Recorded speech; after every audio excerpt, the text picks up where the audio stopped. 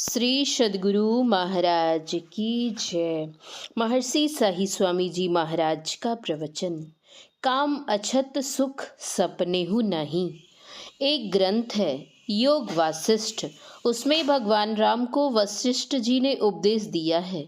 उसमें एक कहानी है। एक राजा था, सिख ध्वज। उसकी रानी का नाम था चुड़ाला। वह बराबर राजा को समझाती कि देखिए, आप संसार में सब तरह से सुखी संपन्न हैं, धन जन विद्या बुद्धि आदि से, लेकिन कुछ भजन भी कीजिए जिससे आपका परलोक भी कल्याणकारी हो। राजा हमेशा आजकल आजकल करके टालते जाते थे। जब उनका चौथापन आ गया तो उन्होंने विचार किया कि रानी कितने दिनों से कहती आ रही हैं और हम टालते आ रहे हैं।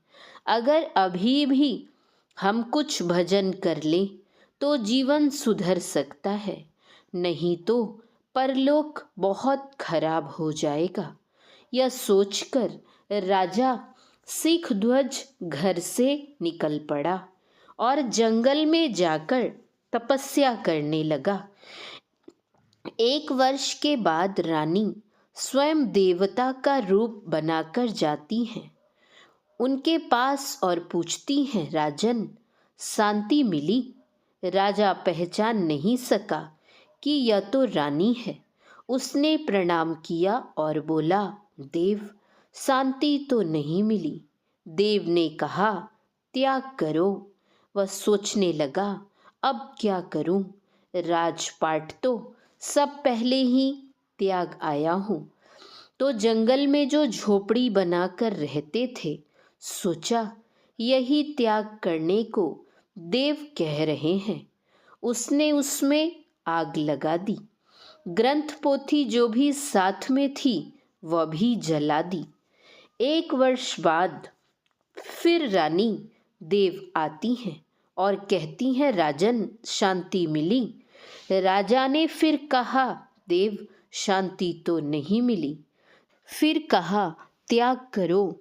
राजा ने सोचा कि अब तो शरीर ही रह गया त्यागने के लिए, तो वह कुएं में डूबने को चला। उसी समय रानी अपने सही रूप में आती है और राजा के हाथ पकड़ लेती है। कहती है, शरीर को त्यागने से क्या होगा? शरीर स्थित जो अहंता और ममता है उसका त्याग कीजिए। यह मैं और मेरा ही बंधन का कारण है। अतः संसार की चीज़ों को न मांग कर सच्चे सुख एवं निश्चल शांति के लिए परमात्मा से परमात्मा को ही मांगो। जब परमात्मा तुम्हारा हो जाएगा तो यह दुनिया की तमाम चीज़ें भी तुम्हारी हो जाएंगी। प्रभुता को सब कोई भजे, प्रभु को भजे न कोई। कह कबीर, प्रभु को भजे तो प्रभुता चेरी होए। जोरु कहवा जाए, खसम जब हाथ में आवे। कबीर साहब, जब लक्ष्मीपति परमात्मा ही हाथ में आ गया तो लक्ष्मी माया कहाँ जाएगी? वह तो अनायास ही आ जाएगी। इसलिए संत पलटू साहब कहते हैं, साहिब के दास कहाए यारो, जगत की आस न राखिए जी। समर्थ स्वामी को जब पाया, जगत से दीन न भाखिए जी। साहिब के घर में कौन कमी, किस बात को अंते राखिए जी। पलटू जो दुख सुख लाख परे, वह नाम सुधा रस चाखिए जी। उस परमात्मा के घर में किसी चीज की कमी नहीं है।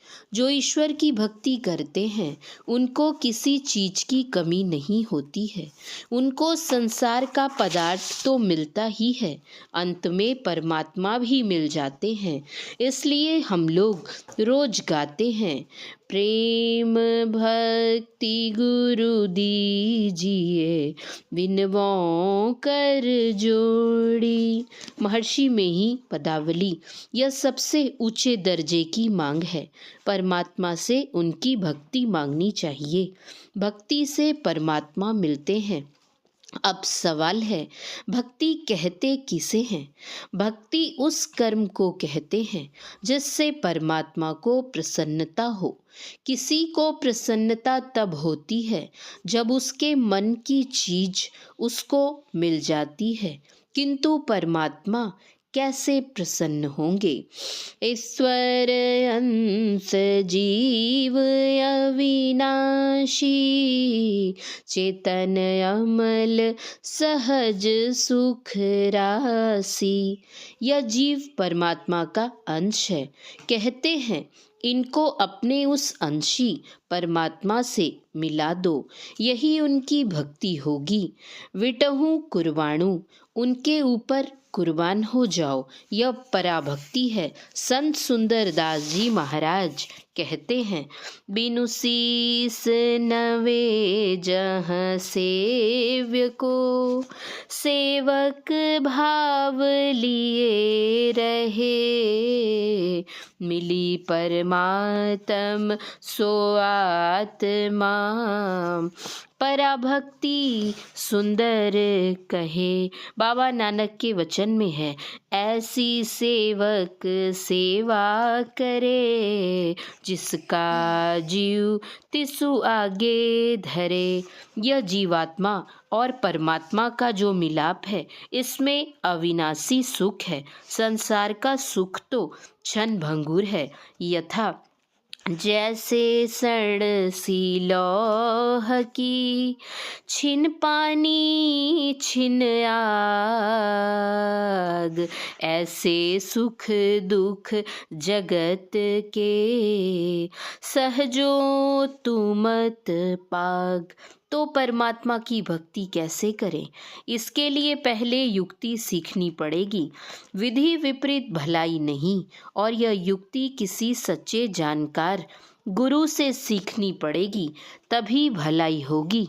गांधी जी ने कहा, संसार की विद्या सिखलाने वाले अगर अधकचरा गुरु है तो एक बार काम चल सकता है, लेकिन परमार्थ की शिक्षा देने वाला अगर अधूरा है तो एक बार भी काम नहीं चलेगा।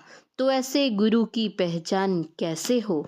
इसके लिए संत सद्गुरु महर्षि में ही परमहंस जी महाराज कुंडलिया में लिखते हैं, मुक्ति मार्ग जानते, साधन करते नित, साधन करते नित, सतचित जग में रहते, दिन दिन अधिक विराग, प्रेम सत्संग सो करते, दृढ़ ज्ञान समुझाए, बोध दे कुबुद्धि को हरते, संशय दूर बहाए, संत मत स्थिर करते।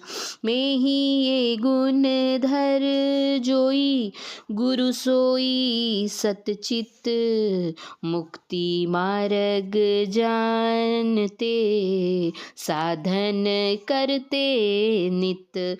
इसके लिए कुछ दिन साधु का संग करना पड़ता है, तब असलियत का पता लगता है। कहने का मतलब है कि जो इस विद्या के जानकार हैं, उत्तम पुरुष हैं, उनसे हर एक सीखिए और साधन करके तीनों पर्दों अर्थात अंधकार, प्रकाश और शब्द तीनों से पार हो जाइए और इसी जन्म में मुक्त हो जाइए। मरने पर मुक्ति नहीं होती है। जीवन मुक्त सोई मुक्ता हो, जब लग जीवन मुक्ता नहीं, तब लग दुख सुख भुगता हो। संत दादू दयाल जी महाराज कहते हैं, जीवत छूटे देह गुण, जीवत मुक्ता होई, जीवत काटे कर्म सब, मुक्ति का हावे सोई, जीवत जगपति को मिले, जीवत आत्म राम, जीवत दर्शन देखिए, दादू मन बिसराम, जीवत मेला ना भया, जीवत परस न हुई, जीवत जगपति ना मिले, दादू बूढ़े सोई, मुआ पीछे मुक्ति बतावे, मुआ पीछे मेला,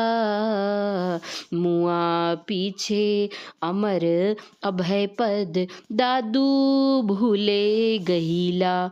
वह व्यक्ति भारी भूल में है जो सोचता है कि मरने पर मुक्ति मिलेगी, यह नगद सौदा है, करो और पाओ। इसलिए संत महात्मा लोग कहते हैं कि हर एक इन सब बातों को जानो। यह मानव जीवन किस लिए मिला है?